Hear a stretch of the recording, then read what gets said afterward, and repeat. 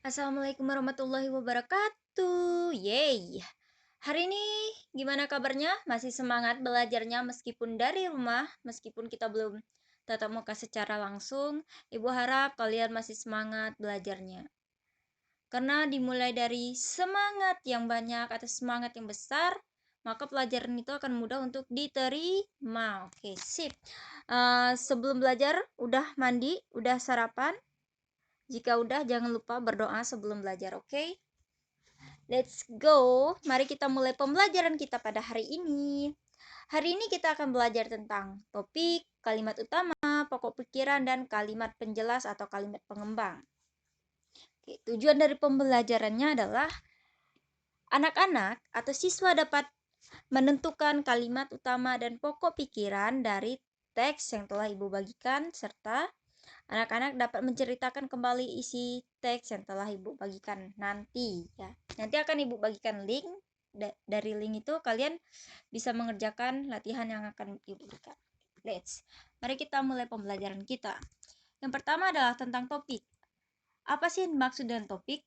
Apakah topik nama anak kelas sebelah yang sedang ditaksir sama salah satu orang di kelas kalian? Enggak, ada yang bercanda. Oke. Topik yaitu pokok pembicaraan dalam suatu teks atau hal utama yang dibicarakan dalam suatu teks. Cara kita menentukan topik itu seperti apa?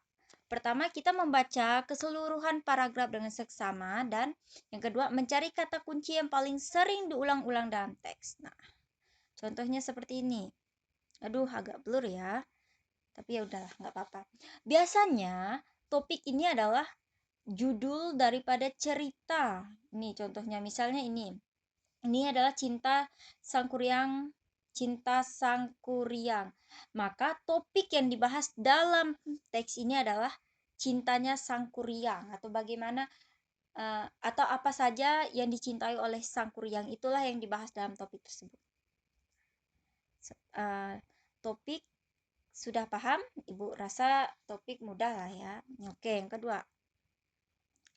Yang selanjutnya, pokok pikiran. Oke, apa itu pokok pikiran?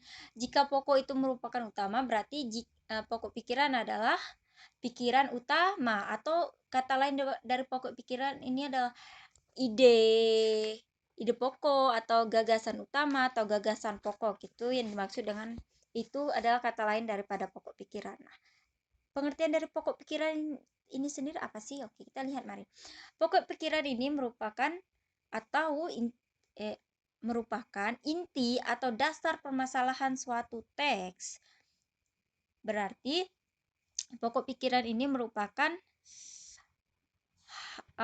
hal-hal yang paling dasar atau masalah dasar yang ada pada suatu teks. Terus bagaimana caranya kita menentukan pokok pikiran? Nah, cara menentukannya itu ada 3. Yang pertama, kita membaca atau mendengarkan teks dengan saksama secara keseluruhan. Maksudnya adalah berarti teksnya itu nggak boleh dibaca setengah-setengah atau dibaca hanya satu paragraf doang. Nggak, harus dibaca dari paragraf pertama sampai paragraf akhir, atau dibaca seluruh cerita dari teks tersebut. Oke, yang kedua, menentukan kalimat utama teks tersebut. Apa sih kalimat utama? Nah, kalimat utama ini akan kita bahas setelah ini, oke? Yang ketiga adalah menentukan pokok pikiran teks berdasarkan kalimat utama. Lagi-lagi kalimat utama, oke. Mari kita bahas kalimat utama. Bu rasa pokok pikiran udah jelas? Pokok pikiran itu adalah kata lain dari ide pokok atau gagasan utama atau gagasan pokok. Oke? Kita lihat kalimat utama. Apa sih kalimat utama? Nah, kalimat utama ini merupakan informasi utama permasalahan dalam teks. Oke. Jadi letak kalimat utama ini apakah di awal kalimat, Bu? Iya, tidak, tidak, iya atau tidak? Iya, tidak, tidak.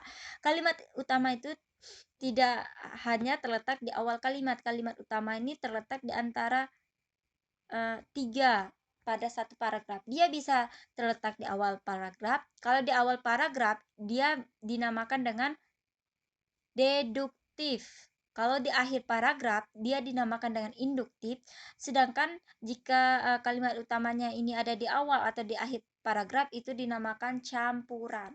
Mari kita lihat contohnya. Ini seperti contoh, aduh blur, nggak apa-apa. Ini kan paragrafnya itu ada berapa?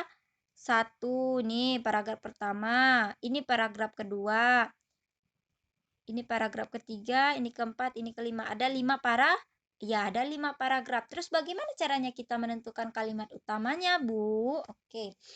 Kalimat utamanya misalnya ya, dia berada di awal kalimat atau di awal paragraf. Berarti ini dari kalimat yang ini, kalimat awal sampai titik pertama, itu berarti kalimat utama di awal paragraf. Jika dia kalimat utama di akhir paragraf, berarti dia tetap di paragraf yang pertama ini, namun kalimatnya itu berada di akhir paragraf ini. Misalnya sebelum titik terakhir, misalnya di sini ada titik di sini. Atau Ibu kasih contoh deh, misalnya kita lihat cerita Sang Kuryang. Kita lihat. Nah, mana ya? Kita lihat cerita Sang Kuryang. Misalnya ini. Oke, nggak bisa. Cerita Sang Kuryang. Mari kita lihat. Cerita. Nah, kan ini biasanya kan ada nih. Cerita Sang Kuryang ini adalah paragraf pertamanya. Yang kedua, ini paragraf keduanya.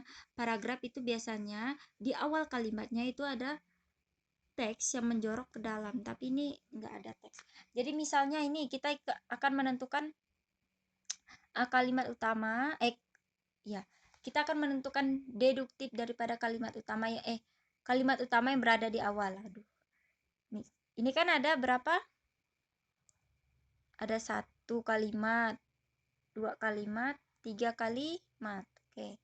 Caranya menentukan, misalnya untuk kalimat utama yang berada di awal, berarti dari yang ini sampai yang ini, sampai titik ini, sampai titik ini. Sampai titik ini dinamakan kalimat utama yang berada di awal. Jika dia kalimat utama letaknya di akhir, ini, dari ini. Titik ini kan? Nih. Dari ini sampai ini. Ini namanya kalimat utama yang berada di akhir.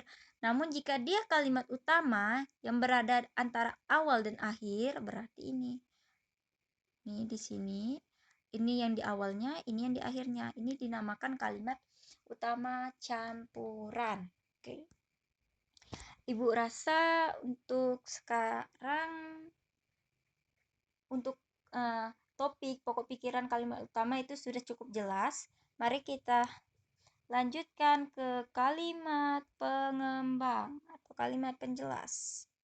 Kalimat penjelas berisi informasi tambahan untuk menjelaskan lebih detail atau rinci terhadap hal-hal yang disampaikan pada kalimat utama. Kita lihat. Misalnya tadi kalimat utamanya adalah, pada dahulu kala hiduplah seorang wanita cantik bernama Dayang Sumbi. Ia merupakan seorang putri raja. Seandainya itu adalah kalimat utama, maka kalimat penjelasnya adalah ini. Ini pada paragraf pertama ini, 2 kalimat ini merupakan kalimat penjelasnya. Oke? Paham?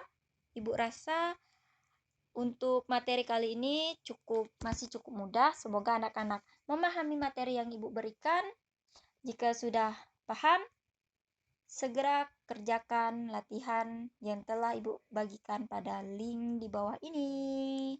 Selamat mencoba.